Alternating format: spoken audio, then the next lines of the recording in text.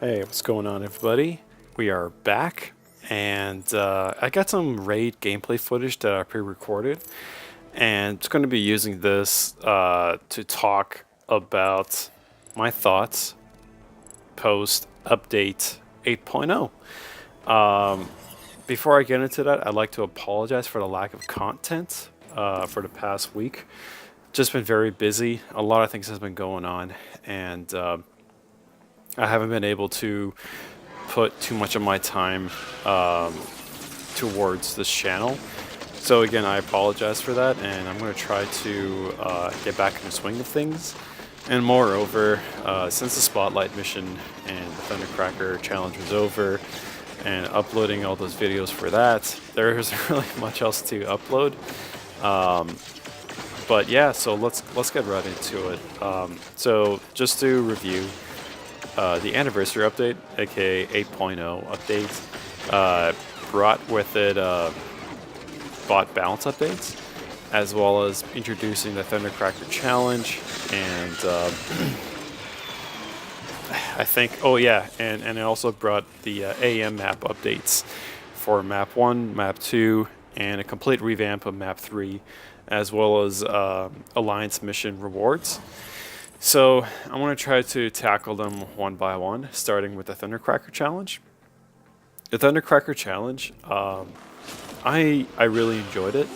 I thought it was like it kind of changed what we as a player base expected month in and month out, because we were always exposed to just like, you know, a different Spotlight mission coming in, and then when they started with the whole Reforge sort of initiative, if you want to call it that, people were really fed up with just like the monotonous sort of continuous cycle of just, you know, refreshing in a Spotlight, whether it's Reforged or not, and people were just really upset with that.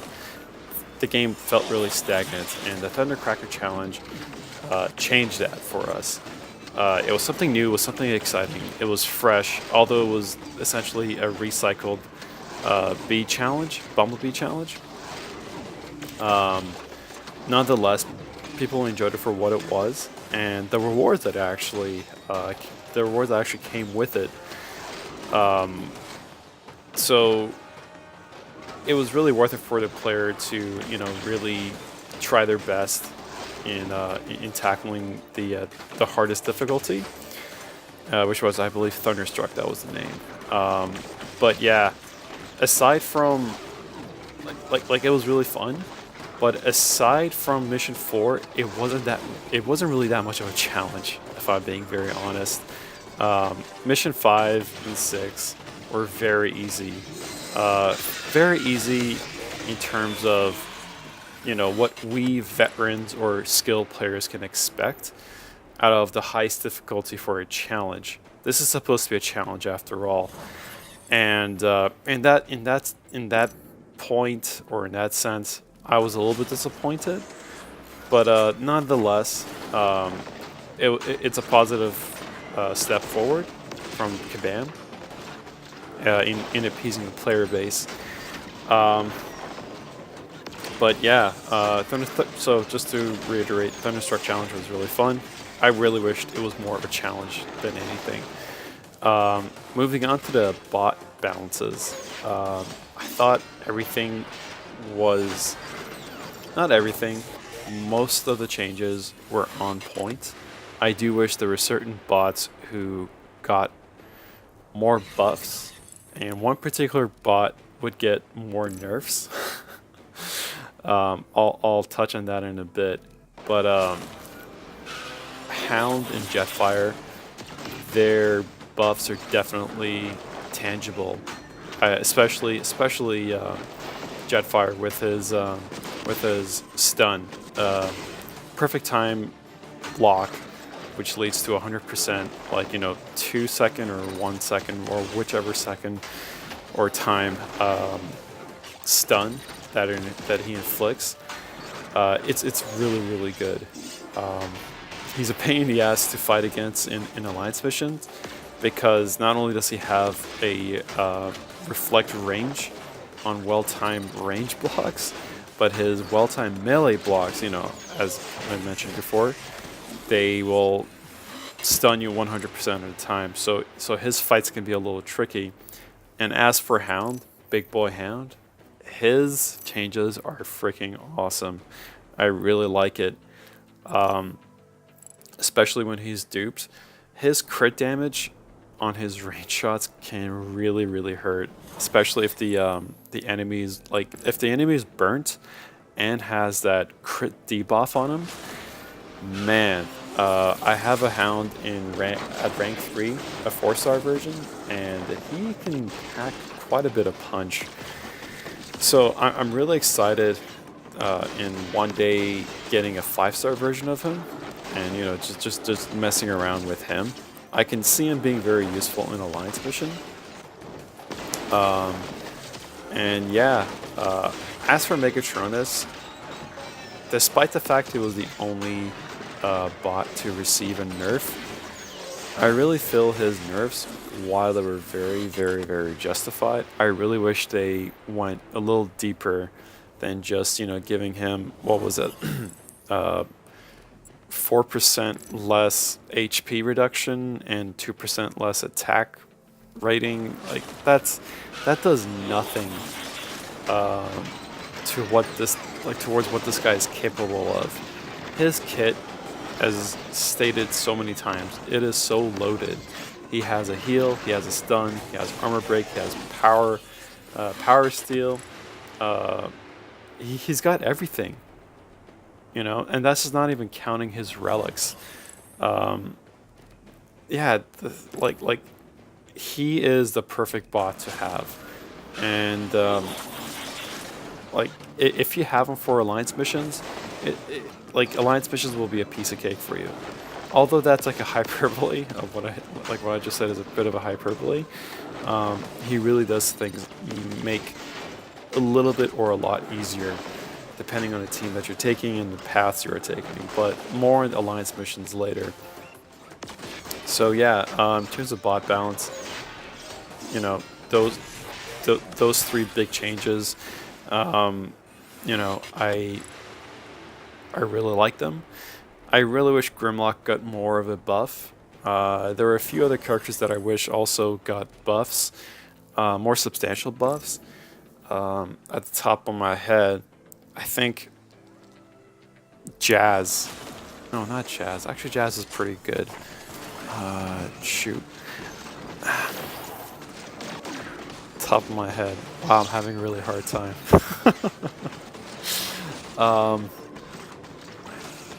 Why is my mind just going blank right now? This is like me if I'm running a test. My mind just goes blank and I can't think. And I'm like, what happened to all my, you know, all that studies, like all the studies that I had. Now I'm just going off tangents. But there were definitely a few bots that I wish had more buffs, or had a buff. But yeah, everything in the bot balance change was a step in the right direction. So I applaud Kabam for that. I really hope we're going to get more of these bot balance changes in the future. As for Thundercracker himself, the bot that was released, my 2 cents. I know that, you know, in the comics or whatever, he's a seeker who's essentially like a clone version of Starscream. But the bot that was released, yeah, he's a clone version of Starscream, but they just did a repaint of him. There wasn't any special nuances added to make him stand out just a little bit more, aside from, you know, the repaint. Even his special animations are exactly the same. Minor, like I guess minus, you know, special effect changes or whatever on his special animations. But it's pretty much like a carbon clone copy, and I was really disappointed by that. Yeah, I like it was just such a low quality work from Kabam, and I'm gonna have to hold that against Kabam, to be honest with you. And But as for the bot itself, I think he's really strong. It takes a long time for his damage to ramp up. In terms of, how practical his kit is, if I'm being honest, I don't think he's all that practical. Um, yeah, I mean, based on a few videos that I've seen that have been released by players who own him, either as a 5-star or a 4-star, uh, I'm not a big fan of him. I'll probably have to um, give him a spin. I have a 4-star version of him, but I haven't even ranked him up. I'm really not all that interested in Thundercracker, to be honest with you. But somewhere down the line, if I get a 5-star version of him, I'll rank him up and see what he's made of. Speaking of Thundercracker, the 3-day arena is over. I really hope that Kabam doesn't pull that again, because 3 days arenas, they're really awful. I hated them when they were around beta, around the time when this game was in beta, and it was like, when it was released, it was awful. There was a reason why the community hated it. I do not understand why Kabam brought it back. But, Kabam's gonna Kabam. So those are my thoughts about the arena and Thundercracker and yet so on and so forth. Now on to Alliance mission updates. I don't have much experience in map 1 or 2. That's not the map that my Alliance deals with. We deal with mainly map 3. The one that was completely revamped. So my thoughts on that. I really like it. It's a lot shorter than what map 3 used to be. It could be completed within the same day if you're in the Eastern time zone. I really, really appreciate that, because I don't have to worry about, continuing on in finishing my lanes, or waiting on somebody the next day to finish a lane or take down a link node or whatever. It can all be done, by 9 p.m. if everybody's online and they're really on top of Alliance mission. I really like it. Because it is shorter, you're going to have fewer battles. At the most, maybe 4 or 5, depending on how much your teammates are participating. I enjoy the changes that they've made in terms of, like, the mods that are included. Although I'll criticize the fact that it's really power gain heavy. Like, there are a lot of mods that have power gains, and I don't like that. There's a lot of, like, focus power, or I can't remember the mod names, but a lot of the mods deal with power gaining, and I do not like passive power gain mods on the enemy. I think it's a gimmick. It's annoying to deal with as a player, and I know that Kabam wants the player to be annoyed so they can use more items and use more energon and use more cash and whatnot. But it's frustrating, because there is not much room for you to make any counter plays or counter moves or whatever. So it's just a real pain in the ass. And speaking of pain in the ass, the final 2 mini bosses, Galvatron and Cyclonus, those guys are, I'm sorry, but they're cancer. They're terrible. Especially, I haven't had the luxury of dealing with Cyclonus as I deal with Galvatron. But oh my god, man, Kabam just had to put the most frustrating mods on that guy. He has physical resistance, buff. He has focus power gain, and he has range damage and speed mod. It is a nightmare to deal with him, because not only is his signature, like, really high, because by the end like once you get to Galvatron, your bots are all beat up. So there's a higher chance that Will of Unicorn is going to activate. And once that happens, not only is he unstoppable, but he also gains more power gain on top of, the mod that he already has. It's just like, God, it's just, words can't describe the frustration in dealing with Galvatron. Kabam really outdid themselves in pissing people off with this thing. Cyclonus is another beast of its own. Like I said, I haven't had the luxury of dealing with him, but my teammates who have to deal with him, or anybody else who has to deal with him, my heart goes out for you. I know Cyclonus is a pain in the ass, and he's just as much of a bitch to deal with as Galvatron. Honestly, I think those two mini bosses are even harder than Megatronus. Megatronus is like a cakewalk compared to these two.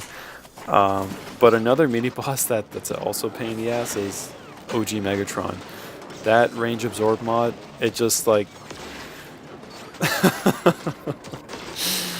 yeah, there isn't really much to say. God, he's just a pain in the ass. Because not only does he have the melee buff, but he also has that range absorb thing. So like one mistake can instantly heal him up. And once you heal him up, he'll counter you and he'll just like 5-hit combo you and you're dead. He's even worse than Cheetor in that sense. So like Kabam is just like, so how else are we going to make the player's life more difficult? Cheetor was pretty rough. Let's just add an OG Megatron, see what happens. And we'll give him like the shittiest mods for them to deal with, and good luck, guys. God, man. But aside from that, Raptor is fun. So, yeah, those are my thoughts about the entirety of the anniversary update. I like it. Now, my concerns for the future of this game is that Thundercracker was released as the feature bot. He was a newest addition to the roster. What does worry me is if this is the quality of work that is put into bringing out Thundercracker, I'm really afraid of what's going to be coming up in May. Because I swear to God, if it's another goddamn secret that's a clone of Starscream, I'm gonna fucking lose it. Sorry, I'm gonna take that back. My bad. I just like started cursing. But yeah, I'll be very disappointed. And that will really showcase what is to be expected for the future of this game. Because if we're getting low quality work, low quality effort, then there's a high chance that this game might be on the ropes then. Or the future of this game won't look that good. There are a lot of players who, despite all these new additions to the game that the update brought in, there are a lot of players who were disappointed because a lot of these changes are just very short term. No new feature was added that was long term, aside from the Alliance mission stuff. People are really hoping for a different game mode, as mentioned previously countless times in different videos, like an Alliance war or something, or just like a permanent feature that captures the attention of players who are already invested in this game. Yeah, I'm just rambling now, and the gameplay footage is over. But yeah, those were my thoughts. I really hope Kabam puts more effort in releasing more content and just shaking things up for the player base. And yeah, I guess that's all I really have to say. Thank you for watching, guys. I really appreciate it. And I hope you guys have a wonderful day or night, whichever you're from. I don't know why I'm talking like this. Have a good one. Bye.